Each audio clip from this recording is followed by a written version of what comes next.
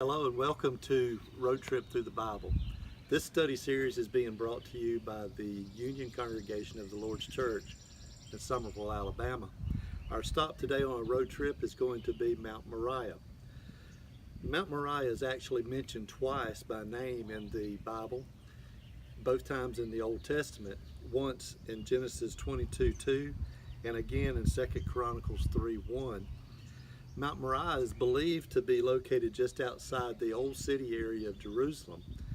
That would put it close to other geographical points in the Bible, such as the Mount of Olives, Gethsemane, just to name a few of those. Today we're going to look at Genesis chapter 22. I'd like to read that. This is God talking to Abraham.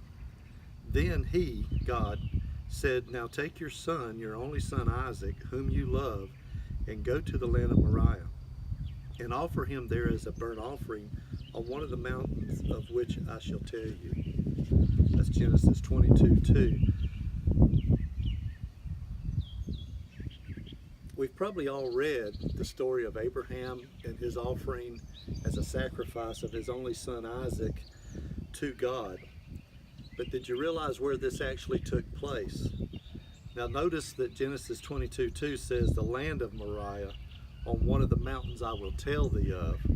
No, we don't know the exact spot that this took place, but we do know that it was a very close to the location that we know today to be Mount Moriah of the old word. There's two facts that lead us to this conclusion. One is that in further study of God's Word, we see that God's chosen people thought of this place as a very, very important place to their religious beliefs and to their very lives. We also read in Genesis chapter 21 that Abraham came there from Beersheba. If we look at the map, we see that the third day from Beersheba to the Mount Moriah would have been about the right time frame in traveling. It shows the distance, the map shows the distance between Mount Moriah and Beersheba as being about 30 to maybe 40 miles.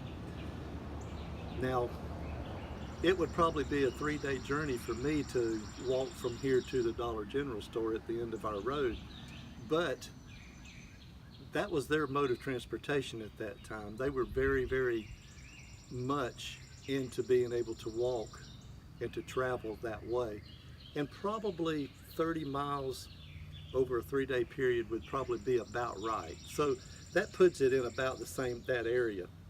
But now let's don't lose the significance of the event that happened there. A couple things that I want us to really see about this is that Abraham went to offer his only son to God because God asked him to. Abraham knew why he was going to Mount Moriah before he ever left for the travel. He ever began to travel there on the journey. And also God was testing Abraham's faith. That's what this was all about. And in that test of Abraham's faith, I hope you remember the story that Abraham passed the test. Think how different Abraham's influence to mankind would have been if he had failed that test.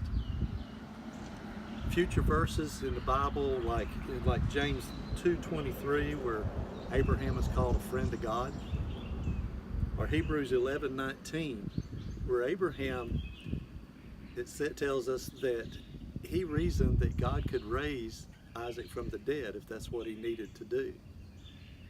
Even though we don't have any record of anyone being raised from the dead up to that time, the time of that sacrifice.